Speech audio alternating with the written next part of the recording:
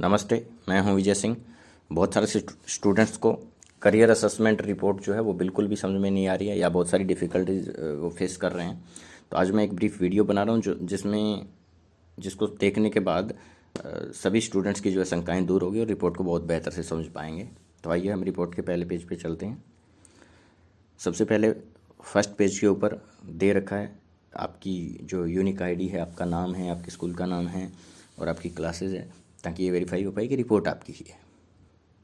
अब next page पे चलते हैं। यहाँ आपको शुभकामनाएं दी जा रही है रिपोर्ट के रिगार्डिंग। अब हम और नेक्स्ट पेज पे चलते हैं। यहाँ रिपोर्ट के बारे में बता रखा है कितनी समझदारी के साथ आपको रिपोर्ट को पढ़ना है, समझना है और अपनी पर्सनालिटी, इंटरेस्ट और को समझना है और एप्टीट्यूड को समझना है। तो पूरी रिपोर्ट को पूरे ध्यान से देखना है, आप इन्हें अच्छे से पढ़ लें इस पेज को। फिर लास्ट में इस पेज में दे रखा है कि ये किस तरीके से व्यवस्थित है रिपोर्ट। तो सबसे पहले साइकोमेट्रिक विश्लेषण है जिसमें आपका एप्टीट्यूड दे रखा है, पर्सनालिटी है और इंटरेस्ट है, सेक्शन है, इस तरीके से। इसके बाद में करियर फिटमेंट है और इसके बाद लास्ट में सारांश है। तो 3 पार्ट में ये रिपोर्ट बांट रखी है।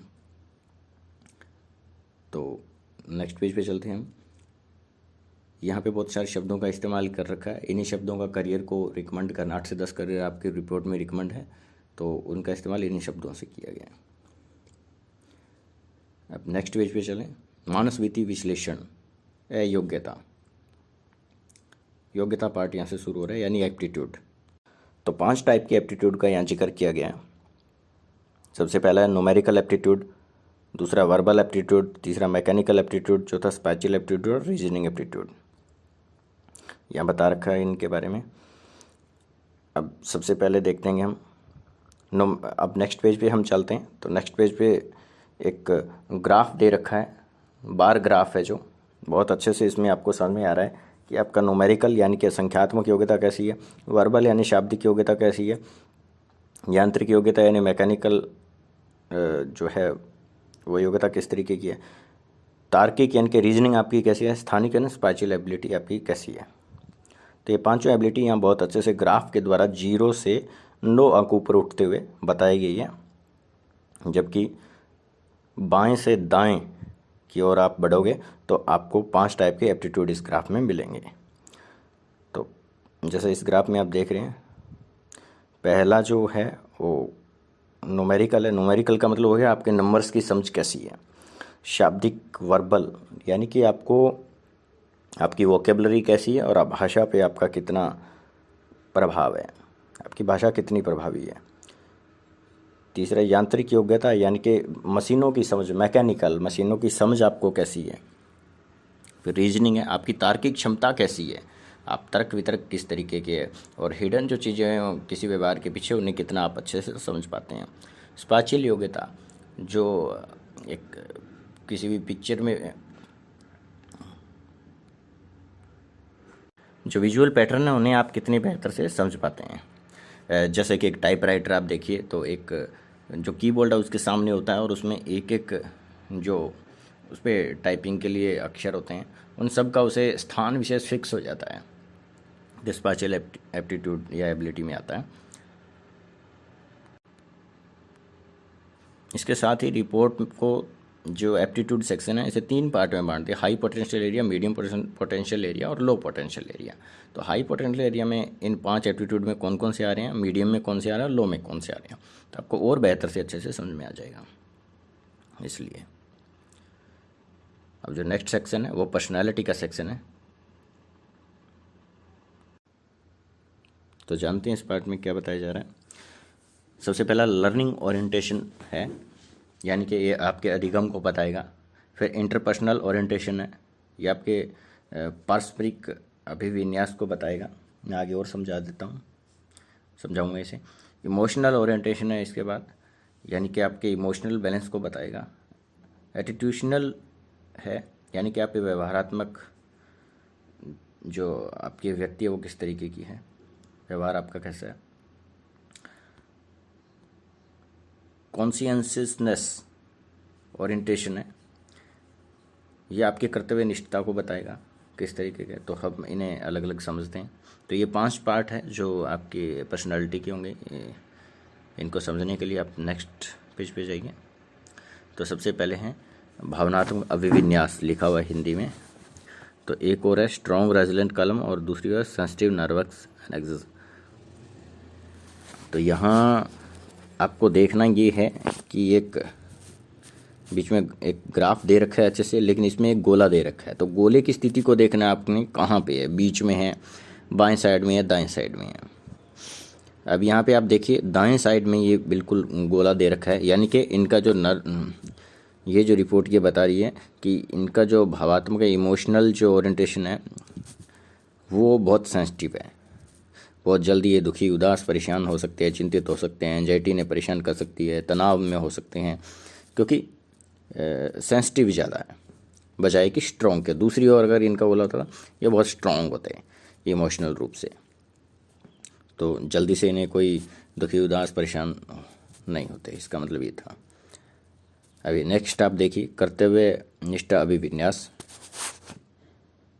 कॉन्शियसनेस इसको बोलते हैं। एक और इम्पल्सिव है तो दूसरी ओर फोकस्ड है।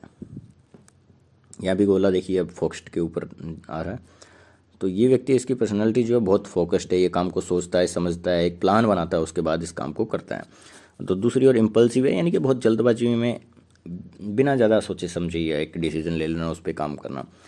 तो जब आप इम्पल्सिव होगे तो आपके प्लान, एक तो आप ठीक से प्लान पे नहीं काम करोगे और दूसरा फेल होने की ज़्यादा गुंजाइश है। तो आपको फोकस्ड रहना चाहिए, ऑर्गेनाइज्ड, पहले से आपके पास प्लान होना चाहिए और उस पर आप काम करें। वजह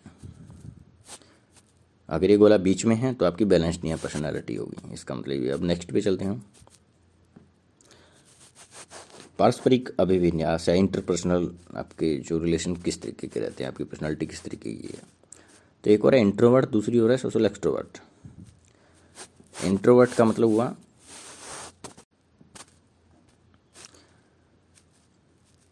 इंट्रोवर्ट एक जो शांत रहने वाला है, जो ज़्यादा बोलेगा नहीं, दूसरों से खुल के नहीं बोलेगा, बहुत सारी अपनी भावनाएं अंदर अंदर रखेगा, दूसरों को खुल के नहीं बताएगा। तो दूसरी ओर जो पर्सनालिटी है एक सोशल एक्सट्रोवर्ट की है, जो बहुत एक सोशल टाइप के ज़्यादा लोग हैं और वो बहुत ज़्यादा खुल के बोलने वाले हैं और अपने व्यक्ति को खुल के करते हैं और उन्हें यही पसंद है। अब नेक्स्ट देखते हैं अधिगम अभिविन्यास है, यानी लर्निंग ओरिएंटेशन की बात हो रही है। एक और प्रैक्टिकल रियलिस्टिक है, दूसरी इमेजिनेटिव एक्सपेरिमेंटल है। तो ये पर्सनालिटी है, जैसा भी है वो ठीक है, इसमें कोई अच्छा बुरा नहीं होता। यहाँ देखिए गोला बीच में, यानी कि इनकी बैलेंस्ड पर्सनालिटी है। इमेजिनेट है तो ये इमेजिनेटिव है, तो इसका मतलब ये बहुत सारी इमेजिनेशन कर सकते हैं। अभी कार्टूनिस्ट बनने के लिए मुझे लगता है कि इमेजिनेशन की बहुत ज़रूरत है। तो अगर आपकी पर्सनालिटी इमेजिनेटिव है तो आप अच्छे कार्टूनिस्ट हो सकते हैं शायद, क्योंकि वहाँ एक कल्पनाएँ करनी है ना कार्टूनिस्ट बनने के लिए। प्रैक्टिकल रियलिस्टिक, ये बिल्कुल प्रैक्टिकल होते हैं लोग, और जो चल रहा है उसमें बहुत इंटरेस्ट के साथ में बहुत अच्छी इनकी एक लर्निंग होती है, बहुत लंबा ये पढ़ सकते हैं, लिख सकते हैं।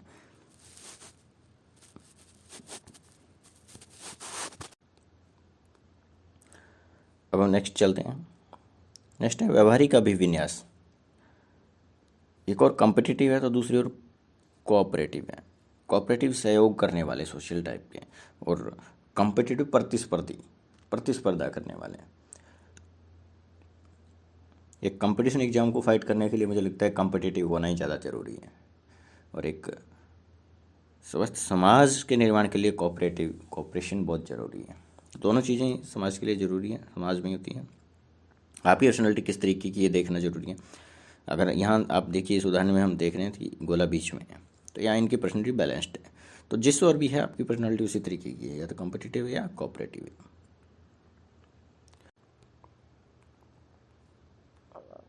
नेक्स्ट पेज पे चलते हैं। यहाँ ये रुचि या इंटरेस्ट का सेक्शन आ गया। यहाँ पे भी 6 टाइप के इंटरेस्ट हैं। रियलिस्टिक, जो अपने फिजिकल एनर्जी में बहुत इंटरेस्ट रखते हैं, हार्ड वर्क करने के अंदर। जैसे कि एक खिलाड़ी को आप देखते हैं, स्पोर्ट्समैन को, या एक किसान को आप देखते हो, वो अपनी फिजिकल एनर्जी का यूज करते हैं बहुत ज़्यादा, और उस काम में उन्हें बहुत मज़ा आता है। दूसरा इन्वेस्टिगेटिव है, जो खोजबीन करने में लगे हैं, वैज्ञानिक टाइप के बीच इनकी धारणाएं होती हैं, एनालाइज करते हैं, खोजबीन करते हैं, पूरा तहकीकात करते हैं। तीसरा आर्टिस्टिक है, ये कलाकार टाइप के लोग हैं, ये बहुत सारे क्रिएट करते हैं, कुछ नया बनाते हैं अपनी ओर से। सोशल है इसके बाद, ये बहुत हेल्पफुल हुए समाज के लिए, सोशल जो एक सबसे मिलनसार होता गुण के होते हैं इनमें। इंटरप्राइजिंग है ऐप, ये उद्यमी टाइप के लोग हैं, बहुत एनर्जी होती है इन लोगों में, ये मिल के काम करना चाहते हैं, एक लीडरशिप कर सकते हैं ये, क्योंकि किसी उद्यम के लिए लीडरशिप एक बहुत बड़ा प्रभावी गुण है। तो इनमें एक लीडरशिप का भी बहुत अच्छा गुण होता है, सभी लोगों के लेके चल सकते हैं, उनसे काम ले सकते हैं। कन्वेंशनल, ये लोग परंपरागत रूप के होते हैं, परंपरागत सोच के लोग होते हैं, जो कुछ सदियों से चला रहा है उसे वैसे वैसे स्वीकार करने वाले। तो ये बहुत संगठित भी होते हैं, क्योंकि सदियों से चला आ रहा है, बहुत लंबे समय से चला आ रहा है, तो उसको वैसे वैसे समझना काफ़ी आसान होता है। अपेक्षाकृत इन्वेस्टिगेटिव के, जो कुछ नया खोजबीन करके निकाला जाता है उसकी बजाय। अब आप नेक्स्ट पेज पे देखें हम, योर इंटरेस्ट प्रोफाइल। तो इंटरेस्ट प्रोफाइल जो है वो बहुत कुछ, यहाँ आपको एक रडार आलेख मिल रहा है, रडार ग्राफ, जिसमें आपके 6 के 6 इंटरेस्ट को जो है बहुत अच्छे से समझाया जा रहा है। बीच में बीचों बीच यहाँ 0 है और बाहर की ओर फैले हुए हाईएस्ट 9 अंक है। तो 0 से 9 अंक में यहाँ बताया जा रहा है। तो आप को जस्ट मैंने ऊपर ये जो बताए थे 6 पॉइंट इंटरेस्ट के, उन्हीं 6 पॉइंटों में रेट किया गया यहाँ। यथार्थवादी यानी कि रियलिस्टिक, ठीक है। और बीच में एक ग्राफ देखिए, अब जैसे यथार्थवादी 5 तक यहाँ बताया गया, 5 अंक तक फैला हुआ। इधर अन्वेंषक है, 7 अंक तक फैला हुआ, 0 से 7 तक बताया जा रहा है। अन्वेंषक यानी कि इन्वेस्टिगेटर, कलात्मक यानी कि इन्वेस्टिगेटिव, सामाजिक यानी कि सोशल, उद्यमी यानी इंटरप्राइजिंग, परंपरागत यानी कन्वेंशनल। तो आपके 6 के 6 इंटरेस्ट है इस तरीके से। अब हम नेक्स्ट पेज पे चलते हैं। यहाँ जो है करियर निर्धारण विश्लेषण के बारे में बताया गया। यहाँ आपका एक करियर क्लस्टर दिया गया, यहाँ पे 8 से 10 करियर जो है आपको रिकमेंड मिलेंगे। ये सभी अलग अलग क्लस्टर, ये करियर है, एक करियर्स के मिला के एक क्लस्टर बनाया गया। तो यहाँ से आप देख पाएंगे कि आपको कौन कौन सा करियर जो है आपके लिए बेस्ट है। ये जो आपके इंटरेस्ट, पर्सनालिटी और जो आपके एप्टीट्यूड थे उन्हीं को देख के रिकमेंड किए गए हैं। तो ये बहुत अच्छा सेक्शन है, इसे अच्छे से समझें। नेक्स्ट, जो टॉप 4 करियर थे ऊपर दिए हुए, उनके अंदर पाई डायग्राम बना के बताया गया कि एप्टीट्यूड में जो है टॉप 4 जो करियर हैं वो उनका परसेंटेज क्या है, पर्सनालिटी में उनका परसेंटेज क्या है और इंटरेस्ट में उनका परसेंटेज क्या है, टॉप 4 करियर का। और इसके बाद सारांश और सिफारिशों के रूप में लास्ट पेज पे दे रखा है। यहाँ फिर कंपैरेटिवली कुछ डाटा दिया हुआ है आपके सामने। अब वही टॉप 4 करियर जो है उन्हीं के अंदर बताया गया है। सबसे पहले पर्सनालिटी और एप्टीट्यूड को कंपेयर कर दिए गए, फिर इंटरेस्ट और पर्सनालिटी को कंपेयर कर दिए गए, फिर इंटरेस्ट और एप्टीट्यूड को कंपेयर कर दिया गया। तो इससे बहुत ही प्रभावी ढंग से जो आपके टॉप 4 करियर हैं वो दिखाई दे रहे हैं। पता लग रहा है कि पर्सनालिटी कितना अंक आगे की ओर जा रही है, इंटरेस्ट कितने अंक जा रहा है और एप्टीट्यूड आपका कितने अंक जा रहा है। तो ये इस प्रकार से आप रिपोर्ट को समझ सकते हैं। बहुत ही बढ़िया है ये, मैंने अपनी ओर से कोशिश की है। मुझे आशा करता हूँ कि सभी बच्चों को ये समझ में आ गई है। धन्यवाद।